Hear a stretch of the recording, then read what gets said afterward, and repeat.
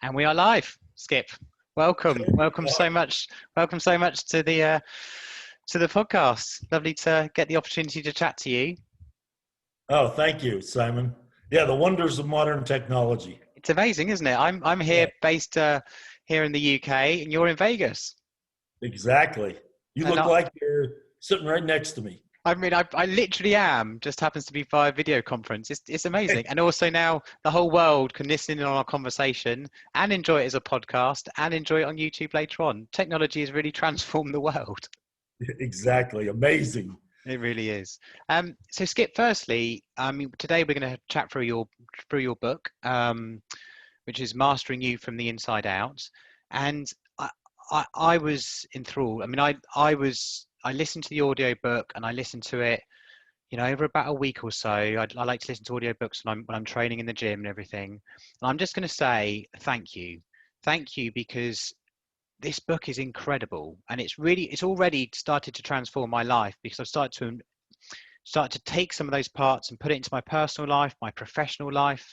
It immediately puts things in perspective. So I think the first thing I just want to say is thank you for writing it, because you've had to go through some real ordeals to get to where you are throughout your life, and you're such a master of have such courage and strength to tell your story in the way you've done it, and you've been through some stuff. So thank you very much Oh, for writing it.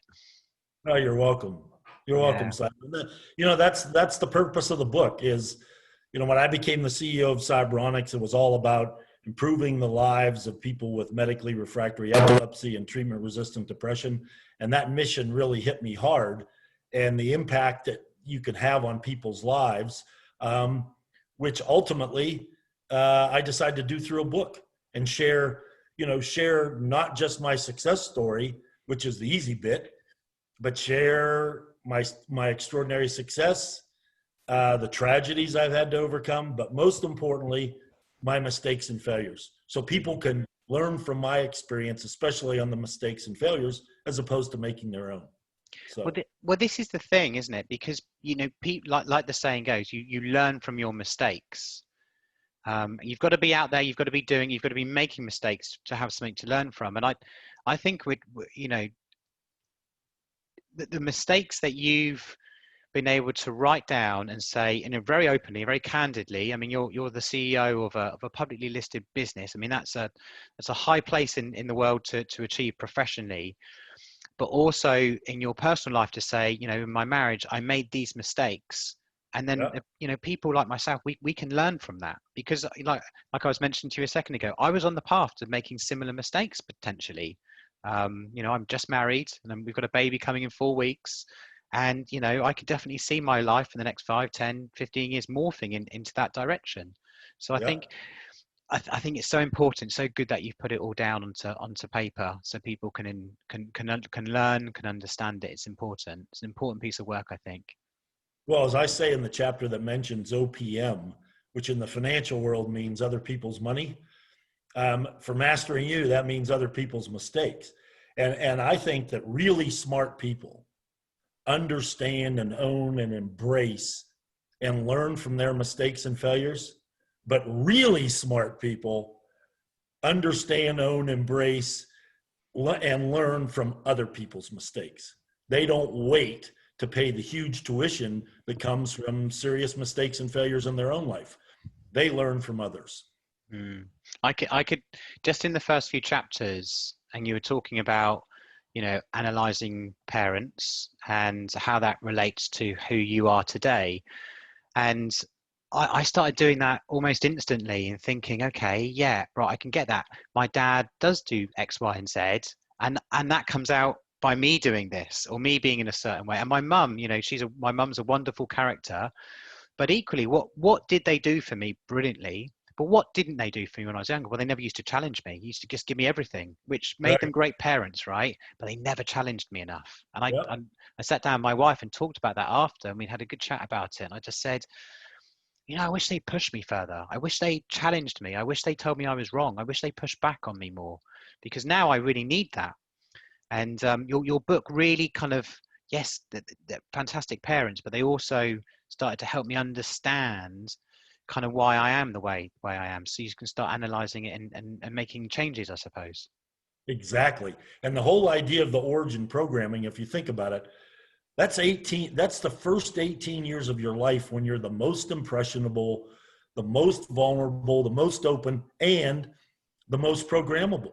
And so the whole idea of making Mastering the Origin Challenge, the first chapter in the book after my story, is to get people focused on that 18 years of programming, to say, hey, not to say, oh, well, my parents were no good, or my coaches were no good and they did all this, therefore I'm a failure and can't improve. But no, is to say, hey, it's on you to understand your origin programming and then master it, which means make the changes you need to make based on your adult experiences to achieve your full potential. But if you don't, and just like happened to me in my book, if you don't really understand your origin programming and why you're doing things, it's like any problem. If you don't understand and own the problem, you can't be part of the solution. So yeah, I think understanding your origin programming and mastering that origin programming by owning it and appropriately revising it, as opposed to sitting in judgment of it, is absolutely key to mastering you. Absolutely key. It's the fundamental building block and the foundation. But once again, don't sit in judgment. Accept it. It is what it is. It's up to you to understand, own it, and change it. The interesting thing is, I mean, all the different coaching or executive leadership guidance that is out there, very rarely does it come all the way back to your first 18 years of your life and your relationship with your parents. But actually, the way I have worked with some of my sales leaders or business partners in the past, and I think I've done that because of what my relationship with my dad was like. I mean, it really is like that. And I just think it's very rare that you all the way go all the way back to that part, because yeah, I mean, it definitely needs to, but it's great that you've brought that out. Where did that come from in your mind to be a, how did you get to that stage knowing that was so important? What's interesting is that, after what happened to me at the company Cyberonics, where my career, reputation, tens of millions of dollars of my net worth, my CEO job, my mission to improve people's lives, which was truly my mission, lives of people like my mother who suffered from treatment-resistant depression her whole life. When all that was destroyed and taken away, I was like a zombie walking in the land of the living dead for several years. And then the wife, or the mother of my children, my previous wife, was an intimacy and sexuality coach. And she had started studying Tantra yoga to help people become masters of their energies. And there are a lot of misconceptions about Tantra being all this, kinky sex and this and that. No, that's totally understating the power of Tantra. So she suggested that I study Tantra to get rid of all these negative energy blocks that I was carrying around, learn how to open my chakras, and then get acquainted with all the power and beauty and love that was inside me, that was part of me. So when I started studying that, amazingly, I immediately recognized that the science of Tantra is vagus nerve stimulation, which is the same science we pioneered at Cyberonics to support our vagus nerve stimulator. So, okay, you've got this 2,000-year-old ancient art form supported by modern science, which Cyberonics and I pioneered, called vagus nerve stimulation. So what connects all your chakras, as it were, to your brain is the vagus nerve. And the way you can move energies up your vagus nerve is through vagus nerve stimulation, because the 80% of the signal in the left vagus nerve, contrary to what all science believed, et cetera, before we came along, is afferent, meaning upwards. So you hear the term nervous gut. Oh, yeah, well, yeah, that's right. Your gut is telling your brain to be nervous via the vagus nerve. So one of the things I learned in Tantra is the importance of owning your past and all the baggage that you had stuffed down into your chakras that was really holding you back and preventing you from realizing your full potential. So that really, and especially working with a lot of women who had been abused as young girls, and didn't get the love they needed, et cetera, et cetera. All of a sudden, it became abundantly apparent to me that this origin programming that we've all experienced is one of the fundamental things that define who and what we are as adults. And again, so I would work with women in tantra, coaching them, and all of a sudden they'd say, I thought I'd solved this problem 20 years ago, but it's still there. Yeah, it is still there. So the key is you need to understand all of that programming, understand what energy blocks, negative energy blocks and baggage that you're carrying around that is causing you to make decisions every day in your adult life, which may not be the best decisions. And then, of course, as part of Tantra, I read Michael Singer's book, The Untethered Soul. And it is like the Bible for a lot of Tantra people, because it constantly talks about, look, unless you're conscious of all that garbage that you have in there, you'll never be an untethered soul. Because to be an untethered soul, when you are triggered by that garbage you're carrying around, you need to be able to laugh at it and say, no, I'm not turning over my life to you this time. I'm going to make my decision, which in essence is another way of saying you've mastered the origin challenge. Understand and own all of that programming. Don't sit in judgment on it, but understand how it influences your everyday life. Be conscious of it. And when it comes up and tries to take control, say, no, okay, yeah, that's nice. I understand where you're coming from. You're coming from when I was 12 years old or whatever, and my dad or my mom did this to me, or my coach said this to me. But no, we're not running that show, because I have all of these adult experiences, which I'm going to apply to make the best decision for me and my future. So interesting. So, the idea of, I go from pioneering this new vagus nerve stimulator and new science regarding the vagus nerve to, being a certified Tantra educator, to all of a sudden, the pieces just kept falling together thanks to the vagus nerve. All these pieces just kept falling together that really fell into place in the book. So, strange things happen in life. It must have been therapeutic for you to go through writing the book, pulling out all these parts of all the things that have happened. I mean, actually, I suppose, has this been therapeutic to kind of get it out and get it in paper? Because, of course, you're going through all some of the mistakes that you've been through, some of the pain that you've been through, because there's a lot of pain. I mean, you start off with a very, very hard-hitting part where you talk about your mother and her passing very, very early on. And that immediately grabs your attention, right? Yeah. And to get that out on paper, to share it with people, and then to see how then you've rectified and brought how you've then sort of matured throughout your professional and personal life. I mean, was that a therapeutic? Was it a challenge? What was that process like for you? Well, fortunately, as I mentioned in the book, I met, I'd been there, done that, book and business consultant who knew how to commercialize a book. So, which is different than writing a book. So I had great advice from him. But the whole idea, but yes, it was, in essence, what I was creating is a manifesto for my life. So what was incredible is I was living in California at the time. And as I'm writing the book, I'm thinking to myself, you need to reread that chapter you just wrote, because you're going down the exact same path. And even now that the book is written, I find myself veering away from my manifesto, the book, and the way I answer all the questions and do all the exercises in the book, because I had to do that to write the book. But I find myself veering off and say, buddy, you paid a lot of money for all that tuition in that book.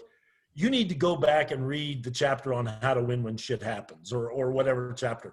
So it's a manifesto for my life that now keeps in writing. Here it is, all these words, all of my past experiences and all the lessons that I paid dearly for are right here to keep me on track every day that I live life today.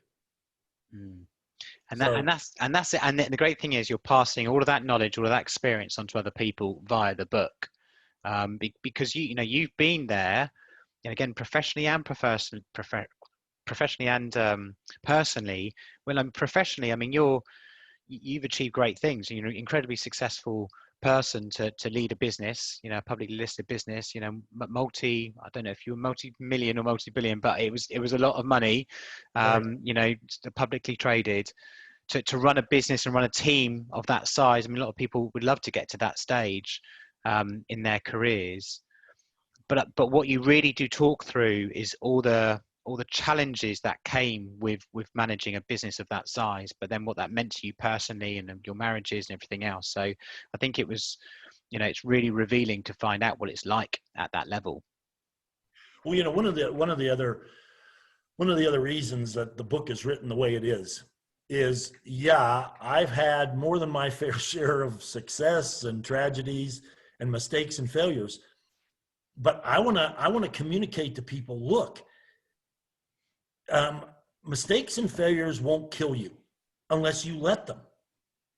So, I write about my mistakes and failures, and a lot of people that have read the book have come back to me and tell me, I'm amazed at how open you are and how vulnerable you are and how truthful you are about these mistakes and failures. And my response is, well, of course, because that's the only way I grow and realize my full potential is I have to embrace and understand and own every one of those mistakes and failures. So one of my messages in the book is to try to say, look, if I can understand and own and embrace and learn from my mistakes and failures, so can you. Because God knows I have some pretty big ones. I mean, how many people can say, okay, I had $50 million right here, see, in the palm of my hand. All I had to do was dial 10 numbers on a telephone and squeeze it. And I didn't do it. That's a pretty big one. $50 million is a lot of money. It is. And I didn't do it. You could have cashed out. You could have pressed the button and cashed out almost immediately. And given my family. But why didn't you? Why didn't you at that stage? What was going through your mind? Was it the fact of you've got to keep going, you've got to keep on growing the business? Why didn't you cash out at that time? Because what you always refer to, which I do love, if only I know now what I knew. If only I knew. If only I know now what I knew. What I should have known then. Yeah. And you apply that. Then what I know now. Thanks for saying. Sorry, I got my words mixed up. Yeah. So why didn't you press the button and cash out at that point? What was in your mind? I would have to say in general, two things. No understanding of my origin programming, and how I was a refractory, we'll say, to use like an epilepsy. I was a refractory codependent. And the second is no boundaries, no personal boundaries. So, whenever I had sold stock in the past, I had been criticized by the investors that, oh, well, you're trying to sell us the stock, and you at the same time, you're selling your stock. Well, when in reality, investors can sell their stock whenever they want. They sometimes trade in and out of 100% of their position because they're not restricted by management. Management's restricted. But my codependent relationship with Cyberonics and its board members and its investors told me, oh, in order to be liked and appreciated, I need to subordinate all my wants and needs to their wants and needs.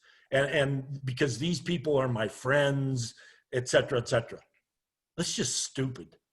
I mean, it's a business relationship. And the fact that I had no boundaries just says, okay, I didn't clearly establish boundaries that say, look, you are you and I'm me. My boundary is I'm going to operate legally from a regulatory perspective and in a way that and also in a way that I'm totally committed to the mission. But also, I'm going to look out for my family and me. I didn't have that boundary.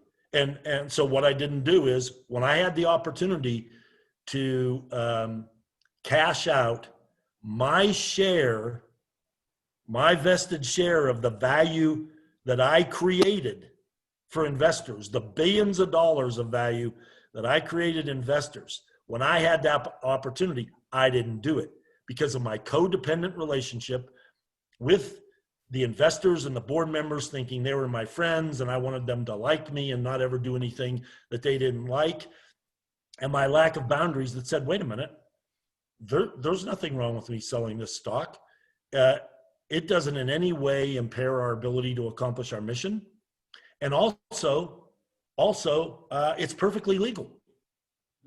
And during a time when, one of the few times I could sell the stock.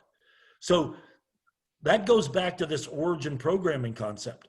The lack of boundaries, the codependent relationship, I didn't understand that. So therefore, I just kept relying on my origin programming to keep rolling, and it cost me $50 million. And again, this was the value, my share of the value that I earned creating billions of dollars of value for investors. So, unbelievable. And for, people thinking, what's the matter with him? And he even confesses that in the book, he's crazy. Nope. You know what? Hey, it's a huge lesson for anybody like yourself that has businesses. Hey, you know what? You focus on the mission, but you got to take care of you and your family legally and ethically and properly while you're focused on the mission. Because, you've got these investors out there, they're trading many stocks, they own many stocks, they trade in and out of stocks every day, they can short stocks, they can buy and sell options, they can do all that stuff. But your management, you have certain windows. And when you create, multi-generational value for investors, you need to realize your fair share. So there you go. Well, Lack of understanding of origin programming. I did not master my origin programming, which manifests itself in a horribly codependent relationship with the company and all aspects of the company, and a lack of boundaries. It won't happen again. Well, and it won't happen again, and also for the people that read the book and really understand it and then use your wisdom of everything that's happened, it shouldn't happen for the people. I mean, I've learned so much from reading it through. Like I mentioned before, I've got some investments which are going to mature in a few years. And it's like, I immediately thought, what am I doing? Why am I looking at future investments when I can put my family into a really comfortable position? Why would I do that?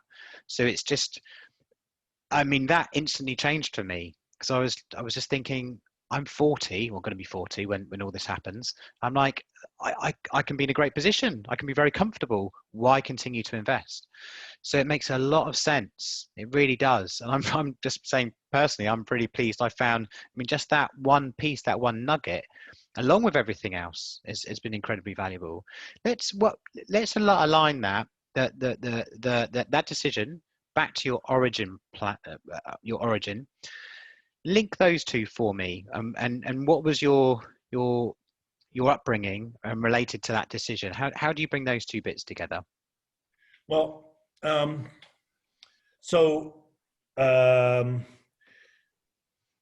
my mother and father's marriage being rather dysfunctional with, 3 marriages and 3 divorces to and from each other, that would probably fall under the category of dysfunctional. It was very combative. And then my mother had this drug addiction to phenobarbital. So I was taught from a very young age some pretty hard lessons that were totally retaught. One is that my wants and needs really didn't matter, because the people responsible for taking care of me, they were preoccupied, properly so, with their wants and needs. So I don't stand in judgment of that, but I was taught from a very early age that my wants and needs didn't matter. And subsequent to that, of course, you become a codependent, which means I'm going to give everything I have to give just to get some sort of love, approval, and attention from those doing my programming or raising me. Yeah.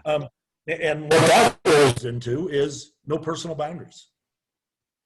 So you don't create boundaries that say, okay, well, wait a minute, now we're, you don't say, okay, well, look, in a relationship or marriage or something or whatever, this has got to be a relationship of equal giving and receiving. It's not going to be me give, just because of this codependency that was created in my first 18 years of life. And that ends up contaminating a relationship to the point where my relationships become dysfunctional. Why? Is it because, my wife or my girlfriend or whatever, or my friend didn't do something? No, it's because I didn't understand and own and master my origin programming. So ultimately, as you know, because, you listen to the book, which I got to tell you, reading a book online, recording an audiobook is one of the hardest things I've ever done. Is it really? So I don't highly recommend it, but you got to do what you got to do. I can imagine being there for that many hours, reading it through. It can't be easy. It sounds difficult. Every paragraph at least twice. Oh, really? Oh, I mispronounced those words. Oh, your energy was low. Oh, geez. You're like, I've been recording for 3 days probably. I mean, it's about 8 hours long or so. It was like tattoo sessions. I do have a couple of tattoos. But one thing I learned with tattoo sessions is more than 3 hours, it's time to give it up. Same with recording an audiobook, more than 3 hours. Yeah, but anyway, that must be quite, The whole thing is when you roll all this back and you ask yourself, like even any reader of the book or any person, when it hits you all of a sudden, you say to yourself, why did I say that? Why did I do that? Well, first place to look is your origin programming. So if you roll all this stuff back that I did, as I say in the book, I can see it in the origin programming. So the question comes up, okay, well, is the problem my origin programming? Or is the problem my failure to understand, own, and revise my origin programming? My conclusion is, but every reader comes to their own conclusion. That's the whole purpose of the book. It's all about mastering you. I'm not going to tell you how to do it. But the point is, what I concluded is it was my failure to understand and own and revise my origin programming. So it's not on my parents. They did the best they could. No. The failure was mine, not my parents. So interesting. Yeah. Mastering you from the inside out. It's not listening to all these outside influences, not blaming all the outside influences for your failures, because ultimately you're the one making the decisions. And I think this is what's great about what you're sharing, because you can read a lot of books, right? And it gives you advice or guidance, and it's always someone else's perspective. What you're doing here is you're asking the questions for you to look inside, and that's what it's called, Mastering You from the Inside Out. Yep. And it's kind of it's an interesting title, but then when you actually get into the book, you're like, wow, you really have to internalize this and think about all the things that have happened and how that's affected you. You're growing up, and then how you start becoming business and everything else, and you really have to internalize it and to really understand yourself, to understand how you respond to these types of situations, throughout your life. I mean, this is a collection of all the things that have happened throughout your life. It's over decades. This is taken, and you've been able to realize and go, oh, why did I do that then?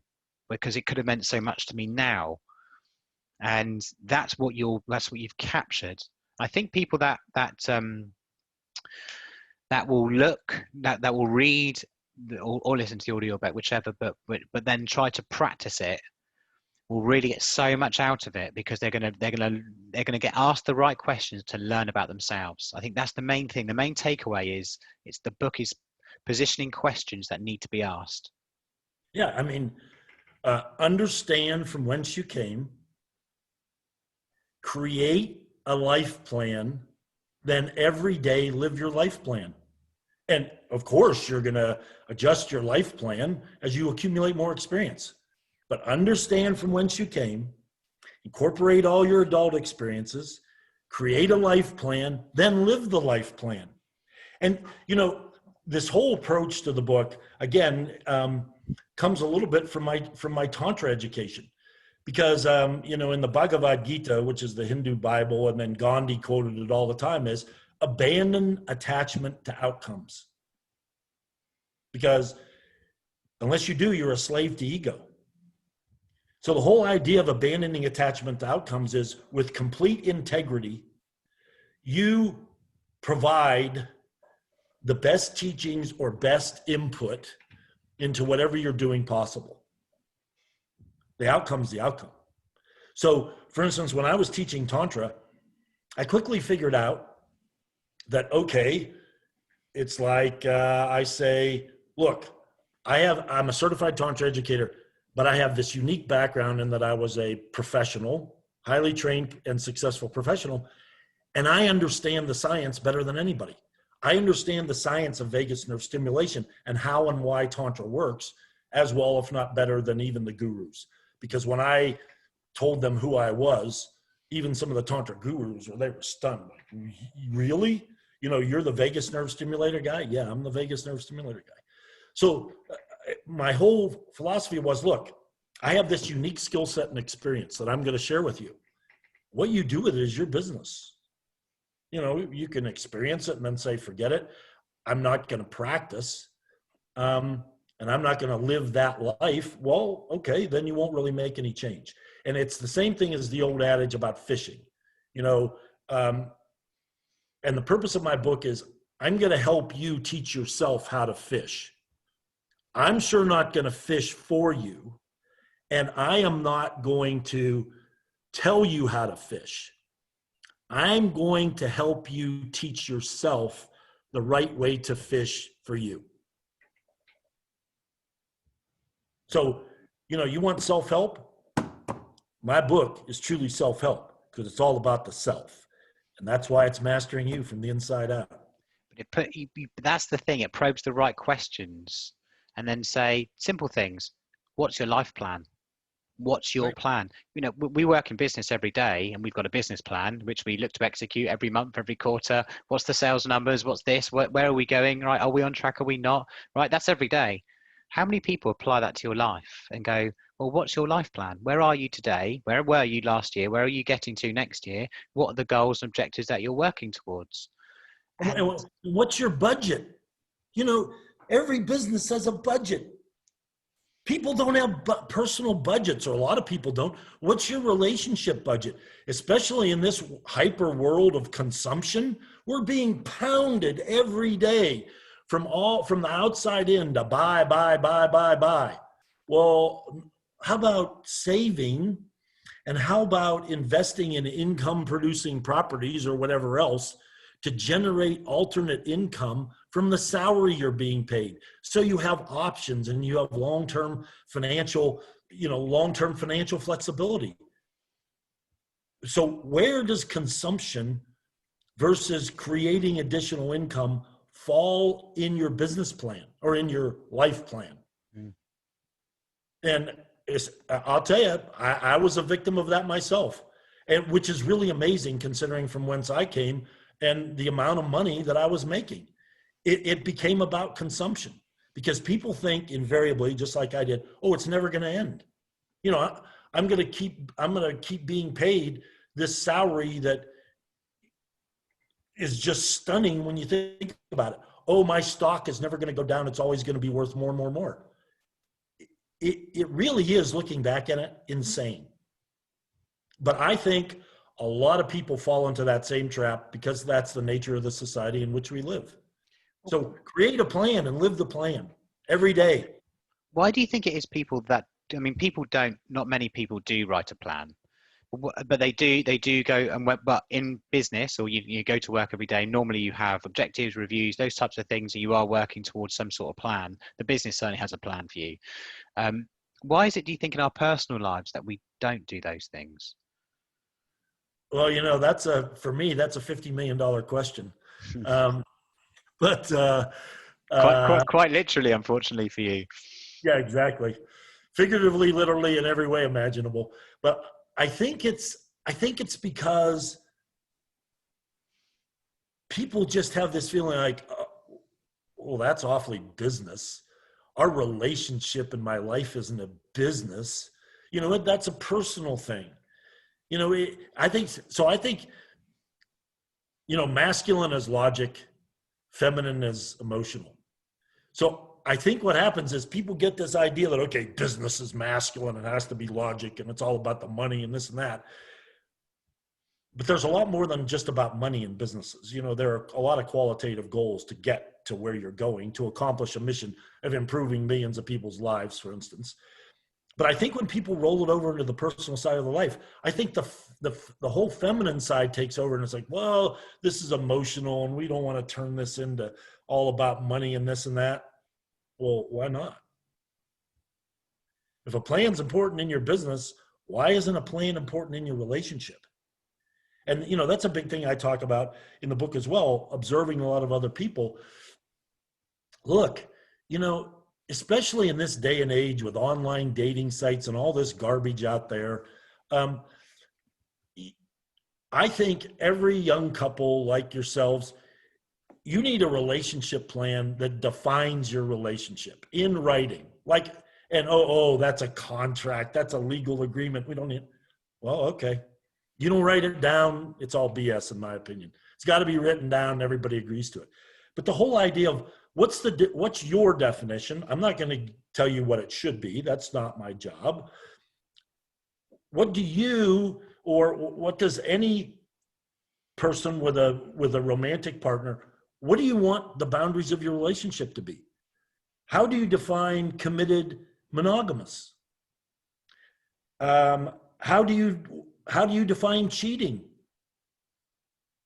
Because people think that if people think that the only cheating is sexual cheating, come on. I mean, emotional cheating, energetic cheating, flirting on Facebook, on Twitter, on social media, come on. You know, and you got to have an agreement so everybody knows. Like one of the things I said in my book, I had a relationship in California, and we had a pretty good understanding because, you know, I followed the advice in the book, said, okay, we're going to write this down and agree on it. But when you think about energetic cheating, even if you're out somewhere and a person similar to your partner comes up to you, similar sex of your partner, whatever your choice is, and they come up to you and they start flirting with you. Okay, well, what's your energy boundary? And I've become a master at, I have energy boundaries. If a woman tries to flirt with me and I'm in a relationship, nope, those energies aren't coming in, and I certainly don't put them back out. So one of the things I say in the book, one of the guiding things should be is for anybody in a relationship is say to yourself, okay, I'm doing something here. If my partner was standing invisible, standing right next to me, listening to what I was saying and watching what I was doing, would they be comfortable? Would they be happy? Or would they be really unhappy and feel betrayed? So that's question number one. Question number two then is, okay, the other question that I would ask myself in that scenario, now being I've mastered myself on this issue, is to say, okay, if my partner was doing the exact same thing that I'm doing right now, or saying the exact same thing that I'm doing right now, would I be happy if I was watching them do it? So it's a relationship. What's good for the goose is good for the gander. But a definition of cheating needs to be written down, and all aspects of it need to be discussed. So if my partner sees an old lover for the first time in the grocery store, and she goes and has lunch with the guy, is that within boundaries or not?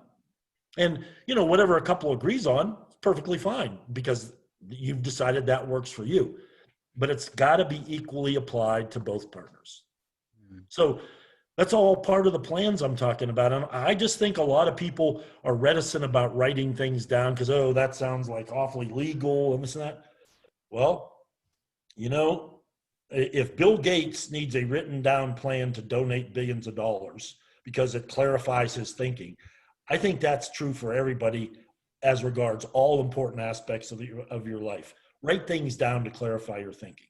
And in the venture capital business, we used to always say, we used to always advise entrepreneurs, there's nothing like writing a business plan to realize how little you really know. Again, interesting. I mean, the interesting part, right, is if you ask separate, like, men and women what cheating is and what cheating is in your relationship separately, I bet any money they would say different things. Because quite often men will say it's sex, and a woman will say it starts way before that. Like, because you talked about this a lot in the book. Because let's be honest, right? It starts way before. It's the message. It's a flirt. It's a text message. It's a dinner. It's a lunch. It's something that happens way before the sex part. So, you know, some men will say, "Well, it's that part. It's that bit there. It's the sex." But actually, it starts way before that. Like you said, it's the emotional connection that you have to create. That's, and for me, what I would say. And it's so funny because a lot of, traditionally a lot of couples have gone to their priest or their rabbi or whoever to get, marriage advice. Like, well, maybe there's a little more you could get before you go down this path. But to me, my definition of cheating is, regardless of your relationship, is you sharing energies with someone else that should be reserved for your partner. Energies, however you define it. That's my definition. So if I'm in a committed monogamous relationship with someone, I say, okay, I'm not going to share any energies that should be exclusively hers with somebody else. Flirting, suggestive texts, whatever. You just got to stop. And it's just like teaching Tantra. If you feel yourself or you sense that your client is trying to break the professional boundaries of Tantra, nope, we're done. You got to fire yourself. So you got to find somebody else, because boundaries are really, really, really important in life. You talk about two things which are important in the book, again, which is you talk about integrity. You talk about integrity quite extensively in the book. And you also then talk about boundaries extensively in the book. You talk about those two big, those are, two big. Talk to me a little bit about your views around integrity. Well, I think integrity is pretty simple stuff. There are three types of integrity, right? There's golden rule integrity, which, for instance, if you look in every culture and every religion around the world, the golden rule is in there somewhere. Do unto others as you would have them do unto you. Then there's Shakespearean integrity from Hamlet, where Polonius says, to thine own self be true so that you'll be true to all other men. So that starts with mastering your integrity from the inside out. I obviously like that quote. And then the third integrity was the integrity that I encountered when I was hired by the CIA right out of Dartmouth, which is Machiavellian ends justify the means integrity, which means, okay, I'll tell you what my integrity is. Whatever my integrity says, that whatever is in my best interest, I can do whatever I need to do to achieve that goal.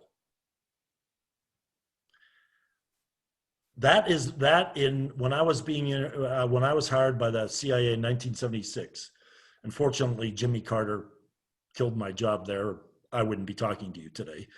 But that was the mantra of the CIA. The ends justify the means. The ends justify the means. Well, the problem is, who's defining the ends? Yeah, that's the problem.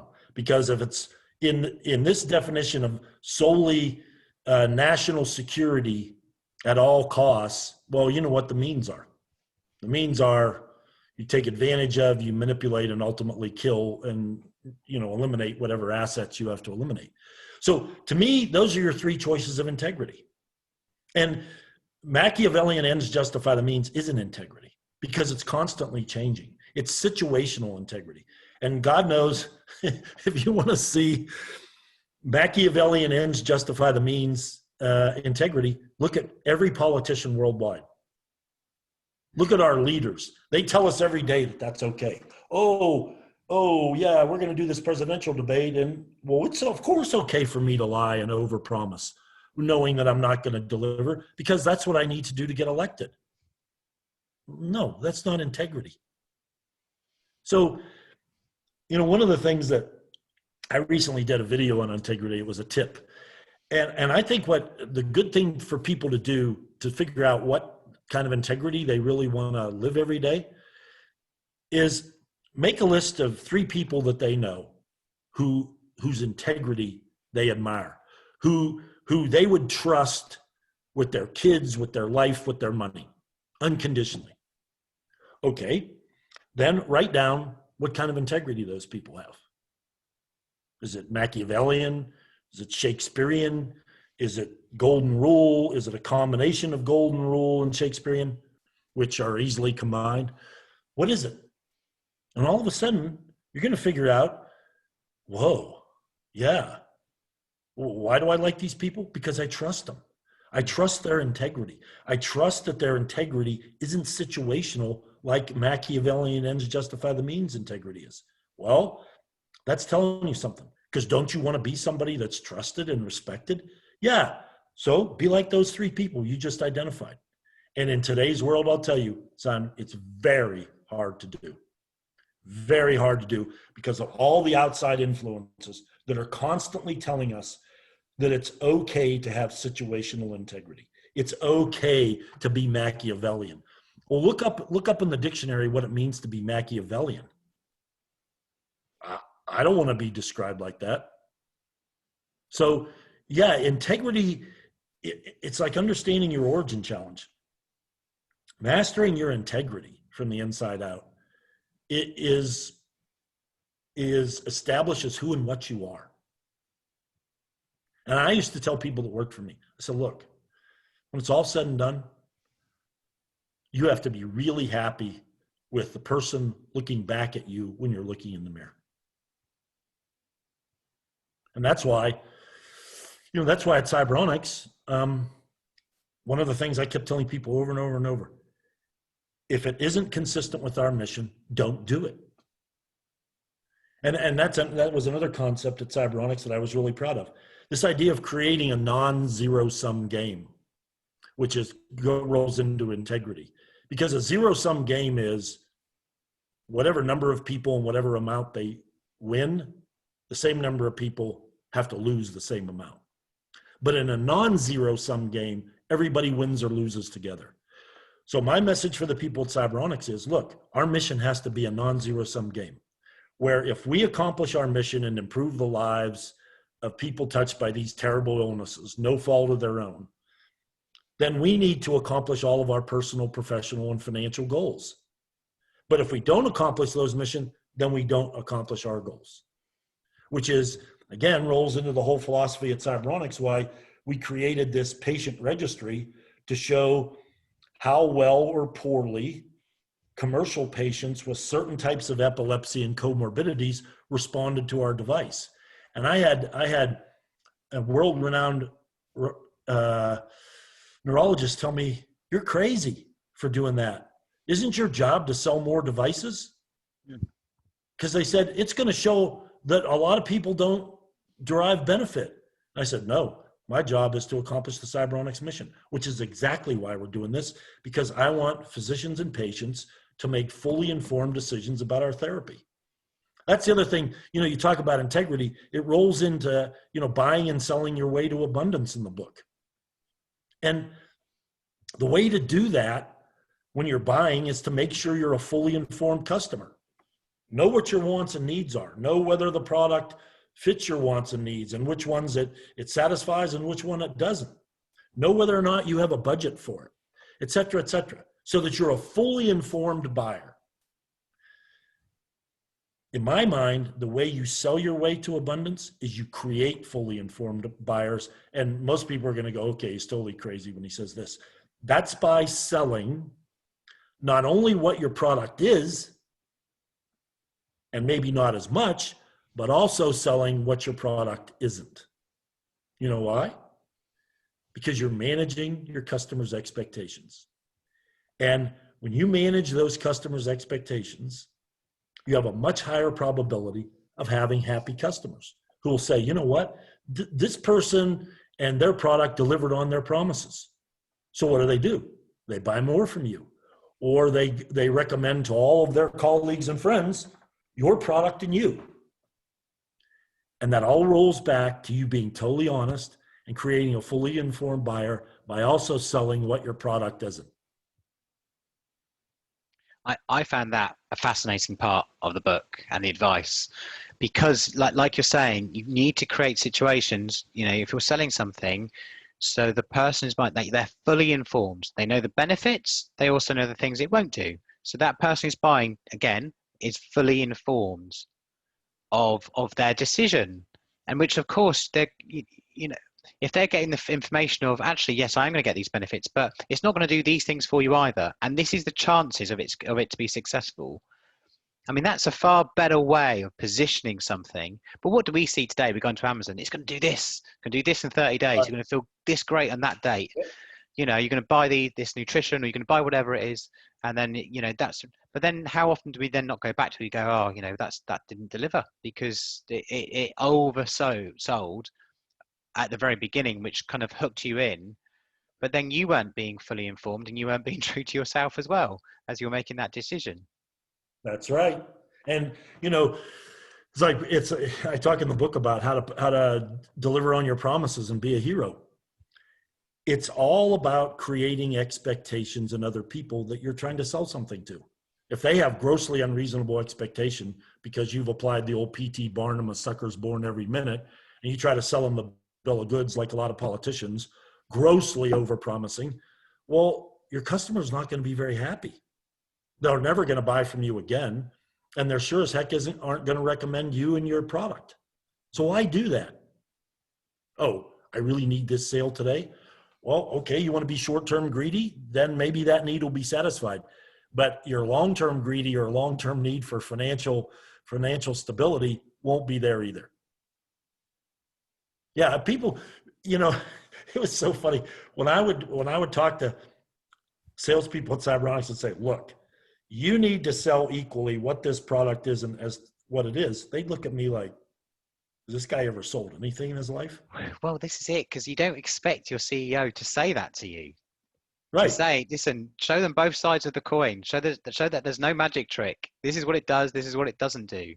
But you're selling something that's going to help someone's health. So it's almost like it's your duty to let them know what it's going to do, because that's going to manage their expectations correctly. Right. And I tell the story in the book about, I used to go out and travel around with the sales force all the time, all over the world, to meet doctors and patients and nurses, et cetera. Because, I wanted to hear straight from them. I'd give them my card and say, hey, tell me what we need to do more of, less of, or better. And here's my mobile number. Here's my email. Call me, email me, whatever. Because I called that shoe leather market research. But I remember I met this old woman who reminded me of my grandma Bowie. This is in North Carolina, I think. She reminded me of my grandma Bowie, who raised me. Not my real grandmother, but my mother's best friend's mother. But anyway, I walk in and they introduced me, and she goes, I'm glad to see the CEO of this vagus nerve stimulator thing, because, I keep having seizures and I want to drive, and I go out and drive, and I have crashes and this and that and that and that. So, I've heard that your device is going to make me seizure free, and I can get my real driver's license and drive safely. And I looked at her and I said, well, if your objective and the only reason you're getting the vagus nerve stimulator is to be seizure free, it's not right for you. She looked at me. She's like, what kind of salesman are you? I thought you were the CEO of the company. I said, I am.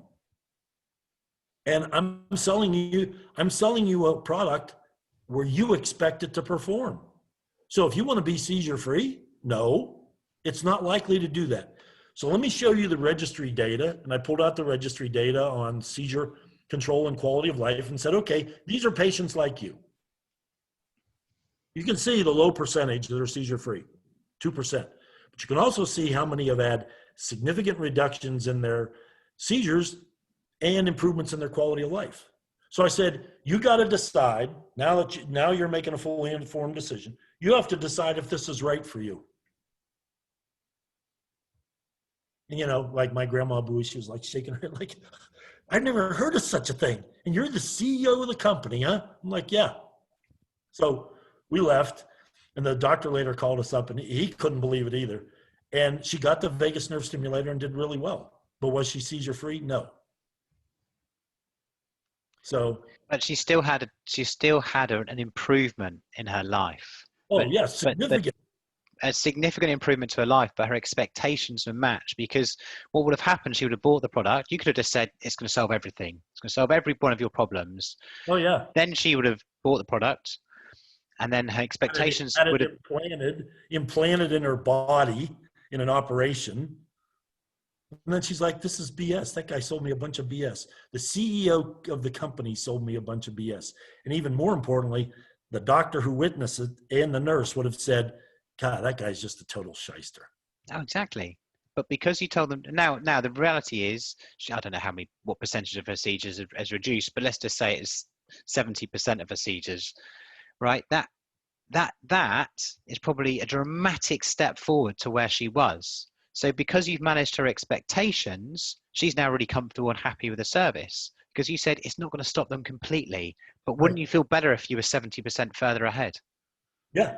And that takes us to another status quo that we changed in epilepsy. We were, the SH word, disturbers. Because anything that didn't make sense for the patients, we were like, okay, we need to tear this up and start over. So, before we came along, it was all about seizure counts and seizure diaries. And, oh yeah, if you have a 70% seizure reduction, obviously you're doing a lot better. Well, wait a minute. What we said is no, because drugs can be given in sufficient doses to make somebody almost seizure free, but they have no quality of life because they can't function. So that's why I got my National Epilepsy Foundation Lifetime Achievement Award for making quality of life matter. Because we started handing out, much to a lot of physicians and drug companies' irritation, we started handing out quality of life diaries. So yeah, they keep track of the number and type and duration of seizures they had in post-ictal period. But then there were all these quality of life measures that we would ask questions about. Is your quality of life better, the same, or worse? What are you doing differently now than you weren't doing before? How's your cognition? How's this? How's that? Everything about their life. And what was happening is the patients would come into the doctors and they, look, oh yeah, well, your seizures are down 50%. And the patient would go, yeah, but here's my quality of life diary, and you can see my quality of life stinks. So we need to do something. Well, okay, well, how about the vagus nerve stimulator? So again, it was marketing and sales, but it was creating fully informed customers, patients, prescribers, hospitals who had to buy the product, and the surgeons who had to put it in to make fully informed decisions. So, of course, you sell what your product is stronger than you sell what it isn't, but you also have to sell what it isn't. So to me anyway, it just seems there was a method to our madness, and it was obviously very successful. Yeah, I think it was. Talking about the book, what feedback have you had from people? How's it touched people's lives? What feedback have they said? I've changed this. I mean, I've given you a few already today, which instantly I've started to apply, and there's other things that are applying to the future as I get to those stages. What feedback have you had so far from the public? Well, I think Amazon is up to 41 5-star reviews and growing every day. But I've also gotten a lot of feedback from people, former classmates of mine and people I've worked with. I've sent out complimentary signed books to. And the feedback I've gotten pretty consistently is they're amazed at how open I am. Yeah. They're amazed at how much I emphasize dealing with tragedies and mistakes and failures, and how honest I am about my mistakes and failures. But the other feedback I've gotten is that it's chapter specific as to what value people really get out of it. But I've had feedback on all the chapters, like, I never thought about this. Like there was one woman who read the book who was a hairdresser who said, I never thought my ultimate goal was to get my own shop and, be my own boss. And I never had the confidence to do it because I never seemed to be able to do whatever. And I forget what chapter she said, but she said, I read this chapter and all of a sudden I knew I could do it. I knew I needed a plan. I need to write down the plan and start one of my favorite terms, appropriately plan, thoroughly plan, frequently measure, frequently report, and appropriately reward equals gets done. And then I've also gotten really favorable feedback on the Origin Challenge chapter, on the Integrity chapter, on the Mastering Your Happiness Formula chapter, really great chapter. Which I recently did myself, and all of a sudden I realized, wait a minute, what really makes me happy is sort of getting back with my former football teammates at Dartmouth College and spending more time with them, even in the COVID time, even if it's just online or whatever, that to constantly be reevaluating your happiness formula, because, happiness is an inside job, is the old adage, but happiness is up to you. What's your happiness formula? And why does that make you happy? And how do you need to go about creating more of those feelings that make you happy in that activity? So, and then I've gotten also really good comments on the how to win when shit happens, because it turns itself on the head. Shit happens all the time. And all of a sudden, as you know, I start asking people, well, wait a minute. If you look at the definition of shit happening, that's, an existential term, which means unpredictable things invariably happen in life. Well, wait a minute. That means unpredictable. How much of what happened to you was predictable, therefore it wasn't shit happening? It was your failure to do something about the predictable and have a plan to deal with it. So you rationalizing your failure or your mistake on shit happening? No. That's not the way to master you. Well, because that's a perfect example. If we relate that back to marriage, you went through, this is what happens when you have children, right? The guy works more, and then therefore gets wrapped up more in the work because he needs to support the family. And by the way, this is just in your example, but might then need to fund the family more. The wife gets more focused more around the children. They slowly drift. There's no sex, and that happens time and time again, right? And that's not science. That's just natural that those things happen, right? And you're like, okay, so that's predictable. So what are you going to do to fix it? Right. Well, and that brings up another chapter I've gotten really good comments on, which is, are you scalable? Great chapter, yeah. So, scalability, okay, here we go again. Oh yeah, that's a business term. Yeah, but are you scalable? You personally scalable? Scalability is the more you grow, the more efficient you become. That's a scalable company, system, etc. So the more you grow, the more efficient you become, the more profitable. Profitable, not more profits, because if you grow, you are going to generate more profits. But the more profitable, meaning higher profit margins you have. So that's scalability. Well, okay. So you just pointed out the young couple, they decide to move in together. Are you really that scalable? Are you prepared to make those compromises in how you spend your time and when you make your bed and who cooks and what you spend your money on, this and that? And then, of course, becomes we're going to have a couple of kids. Wait a minute. Do you have a plan to maintain your relationship? Meaning, is your relationship scalable to support kids, to have kids, to give them the love and nurturing, et cetera, they need, while at the same time maintaining your relationship? So scalability is another very personal thing that, once again, like planning, you do worry about that in business. No, you worry about that personally as well. Because, and that brings up the good point of personally and professionally, when you delegate, what do you delegate? Do you delegate the whole job or just part of the job? Do you delegate all the responsibility for doing the whole job or not? Do you delegate the authority to do the whole job? Or do you make them keep coming back to you to ask you permission? So authority, responsibility have to be delegated completely, or you're not scalable. If you're not prepared to delegate to grow, and once again, on the whole scalability question, it starts with the fundamental building block of, I think, and that's mastering you. Scalability starts with, okay, and I'm about to do a video on this scalability. Starts with a brutally honest self-assessment of your strengths and weaknesses. Because, okay, relative to your plan, okay, I got this plan, I'm going to do this, that, and that.